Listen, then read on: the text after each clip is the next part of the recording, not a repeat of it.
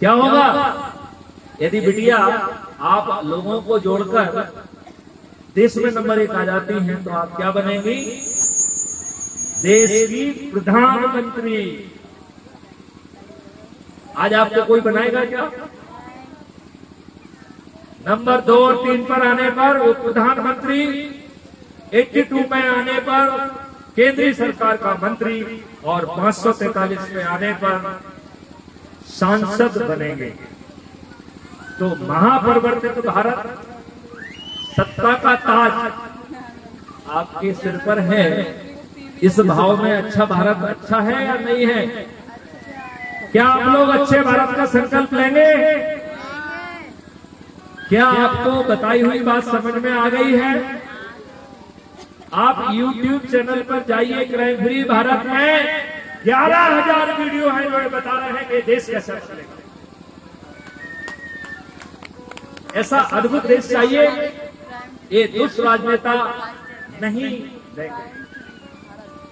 अब एक संशय और भी रहता है, आदमी को लगता है कि साहब ये व्यक्ति बन गया, ये तो दुष्ट व्यक्ति है। आइए जरा 1 मिनट के लिए मानते हैं, क्या नाम है आपका? तो राधे श्याम मीना जी, इन्होंने बहुत मेहनत की और पूरे देश में सबसे अधिक लोगों को जोड़कर राधे श्याम मीना जी देश के प्रधानमंत्री की शपथ ले लेते हैं।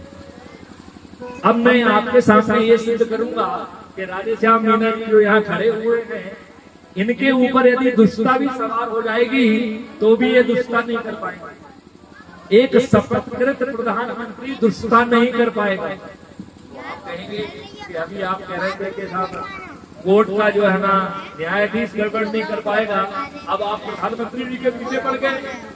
तो बोले हमारे राधे श्याम मीना जी तो हमारे पापा है। अरे हम जो कहेंगे ये करेंगे, कैसे गड़बड़ नहीं करेंगे?